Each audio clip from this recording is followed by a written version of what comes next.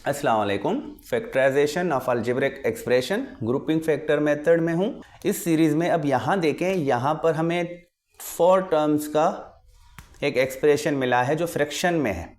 तो ये चारों टर्म्स जो हैं वो फ्रैक्शन में है। अब मुझे सबसे पहले तो मुझे कॉमन फैक्टर देखना है इन चारों टर्म्स में, और देखें तो चारों टर्म्स के डिनोमिनेटर में जो है वहाँ पर 11 है। अब मुझे 11 को कॉमन लेना है, लेकिन क्या नोमिनेटर्स में ऐसा कोई है जो कॉमन होगा चारों में? तो आप देखें तो नोमिनेटर्स में आपको ऐसा कुछ कॉमन नहीं मिल रहा। लेकिन जब हम 11 को लिखेंगे तो हम 11 को इस तरह तो नहीं कर सकते, क्योंकि इस तरह लिखेंगे तो ये नोमिनेटर या एक वोल नंबर होगा। तो हमने डिनोमिनेटर को लेना है, तो हमने 11 जो है वो डिनोमिनेटर से कॉमन लेना है। तो हम इसको क्या करेंगे, 1/11 लिखेंगे। 1 क्यों? क्योंकि यहाँ पर कोई फैक्टर नहीं है। तो आपने पिछले वीडियो से एक सबक सीखा है कि 1 जो है सबका कॉमन फैक्टर होता है।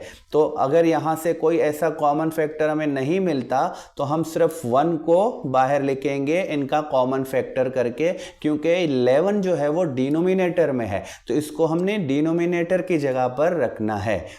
अब डिनोमिनेटर से 11 को हमने कॉमन लिया तो ये डिनोमिनेटर से बाहर आया। तो जो नोमिनेटर्स बचते हैं अब सिर्फ हम वो लिखेंगे, 10xy plus 5xz minus 14y square और माइनस yz। तो ये बचे हैं। अब हमने क्या करना है, तो कॉमन फैक्टर तो हमने निकाल दिए, लेकिन क्या अब ये ग्रुपिंग फैक्टर में आएगा? तो इसके अगर दो टर्म्स के हम ग्रुप बना दें तो क्या कोई कॉमन निकलेगा? तो देखें ये वाले और ये वाले ग्रुप, तो इसमें 10 एंड 5 तो ये दोनों 5 के मल्टीपल्स हैं। तो यहाँ से 5 कॉमन निकलता है और इसी तरह x भी दोनों में मौजूद है, तो x भी कॉमन आएगा। तो हम 1/11 फिर ब्रैकेट लिखेंगे।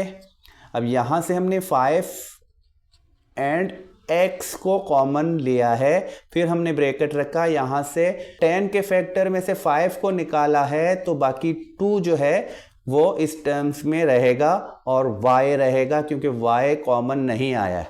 इसी तरह प्लस के बाद 5 और x हमने बाहर रखे हैं कॉमन, तो सिर्फ रिमेनिंग में z बचा है। यहाँ देखें दोनों माइनस के टर्म्स हैं, तो माइनस को भी हम कॉमन ले रहे हैं। और 14 और 7, तो देखें 14 के पास भी 7 का फैक्टर मौजूद है, तो 2 × 7 = 14। तो 7 इन दोनों में मौजूद है, ये दोनों 7 के मल्टीपल्स हैं, तो 7 भी कॉमन आएगा। और y भी दोनों में मौजूद है, तो y भी कॉमन आएगा। इसके बाद यहाँ से 7 को निकाला है, तो इसके फैक्टर्स में 2 बकाया बचेगा, और y एक ने बाहर निकाला है तो दूसरा y यहाँ पर रहेगा। तो इसका माइनस भी कॉमन फैक्टर में निकला है, तो ये जो टर्म्स हैं अब अंदर वो प्लस में होंगे। तो यहाँ भी हम प्लस रखेंगे क्योंकि हमने माइनस को कॉमन कर दिया है। तो 7 बाहर आया है, y बाहर आया है, बकाया सिर्फ z बचा है। तो जब भी ग्रुपिंग फैक्टर करेंगे तो ये दोनों ब्रैकेट सेम होने चाहिए। अब देखें दोनों ब्रैकेट सेम आए हैं, तो मज़ीद इसको आगे बढ़ेंगे। इस ब्रैकेट को हम कॉमन लेंगे, 2y प्लस z, और इसी तरह इस वाले टर्म्स को और इस वाले -7y को हम दूसरे ब्रैकेट में रखेंगे। तो ये इस तरह फैक्टराइजिंग होगी फ्रैक्शन नंबर का। तो फ्रैक्शन में यहाँ पर डिनोमिनेटर कॉमन निकला, तो उसको हमने बाहर कॉमन करके रख दी। बाकी इसके बाद ये वोल नंबर आ गए, तो इनको भी हमने ग्रुपिंग फैक्टराइजेशन इस तरह करा है। तो उम्मीद है आपको पसंद आ रहे होंगे। चैनल को लाइक करें, सब्सक्राइब करें, दोस्तों में शेयर करें। इंशाल्लाह ऐसे बहुत से वीडियोस जिसमें आपको बहुत से प्रॉब्लम्स होते हैं मैथ में, वो सारी चीज़ें मैं फैक्टराइजेशन में भी कवर करूँगा। नेक्स्ट वीडियो तक खुदा हाफिज़।